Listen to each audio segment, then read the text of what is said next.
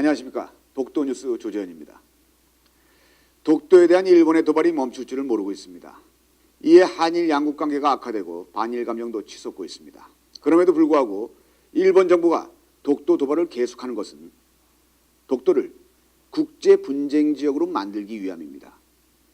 따라서 감정적인 대응이 아닌 역사적인 근거와 국제법적인 논리의 차원에서 일본의 주장을 살펴볼 필요가 있습니다.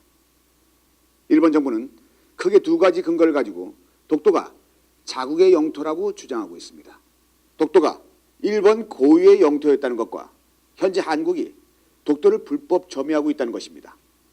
일본이 독도가 원래 일본 영토였다고 주장하는 것은 에도 막부 시절로 거슬러 올라갑니다.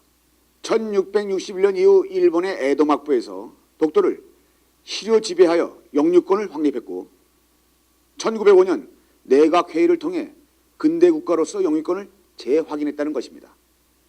그러나 일본 정부의 공식 문서상에서 이 주장은 거짓임이 밝혀집니다. 이것은 태정관 지령이라는 문서인데요.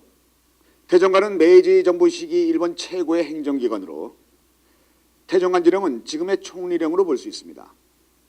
이 문서에 따르면 일본 내무성을 거쳐 국가 최고기관인 태정관까지 검토한 결과 17세기 말 조선과 주고받은 문서와 에도 막부의 울릉도 도해 금지 사실을 근거로 울릉도와 그 외 한 개의 섬은 일본과 무관한 곳으로 분명히 밝히고 있습니다.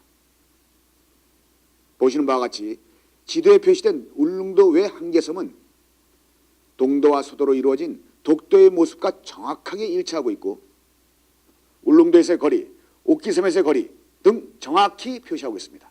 태정관 지령에서 언급하고 있는 그 외 한 개 섬이 바로 독도임을 보여주는 증거입니다.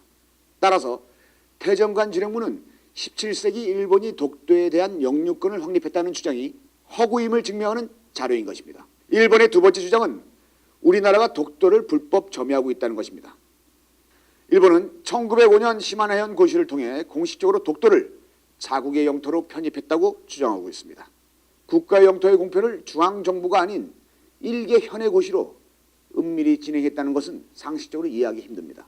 국제법적으로도 1900년 대한제국의 고종황제가 서양의 근대법에 따른 공식 문서인 대한제국 칙령 제41호를 통해 이미 독도가 우리 영토임을 공포했음에도 불구하고 이와 같은 주장을 하고 있다는 것은 더욱 기가 막힌 일입니다. 당시 일본은 제국주의 야욕으로 1904년 러일 전쟁을 일으키고 러시아 함대를 감시하기 위해 독도를 주의 넘는 섬이라며 불법으로 편입시켰습니다. 러일 전쟁은 일본이 한국을 손에 넣기 위해 벌인 전쟁으로 그 첫 번째 희생양이 바로 독도였던 것입니다.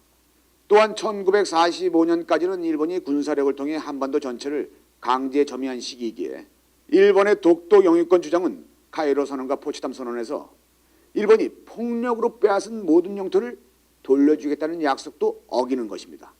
연합국과 주변국의 인식을 통해서도 당시 독도를 우리나라의 영토로 인정하고 있음을 알 수 있습니다. 연합국 최고사령부 지령 제677호입니다. 이 지도에서 나타나듯 연합국은 독도를 우리나라의 영토로 관리하고 있었습니다.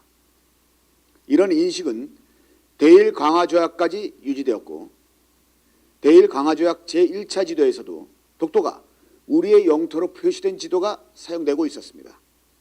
1952년 일본의 대표적인 언론인 마이니치 신문사에서 발간한 대일 강화조약 해설서에서도 독도는 한국의 영토로 표시되어 있습니다. 비록 민간에서 발행한 지도이긴 하나 조약에 대한 해석과 취급 범위 등을 볼 때 이 지도는 일본의 외무성의 자문을 받아 작성된 것으로 보입니다. 결국 일본이 독도에 대한 지배권을 행사하고 있었다는 시기는 일제의 강점기뿐이었고 이는 식민주의에 입각한 영토 편입 조치였으므로 국제법상으로 인정받을 수 없습니다. 따라서 우리나라의 독도 점유는 당시 관련 국가들의 보편적인 인식이었고 지금까지 합법적으로도 독도를 점유하고 있기 때문에 그들의 두 번째 주장인 한국의 독도 불법 점유도 근거 없는 이야기인 것입니다. 결론적으로 일본이 주장하고 있는 내용은 그 근거가 매우 빈약한 수준입니다. 그래서 더욱 강경한 발언을 하고 억지를 부린다고밖에 볼 수 없습니다. 또한 우리나라뿐만 아니라 중국, 러시아 등 극동 지역의 국가들과 영토 분쟁을 일으키고 있는 나라가 공통적으로 일본이라는 사실은 그들이 의도하는 것이 무엇인지 의심스럽게 만들고 있습니다. 독일은 2차 세계대전 이후 유럽 국가들의 진심 어린 사과와 반성을 표했고 그 결과 지금까지도 유럽의 리더로 인정을 받고 있습니다. 진정한 강대국이라면 다른 나라의 영토를 넘보는 것이 아니라 평화를 위해 이웃과 공존함으로써 다른 나라의 마음을 얻는 것이 바람직한 자세가 아닐지 생각해 봅니다. 이상 독도뉴스 조재현이었습니다.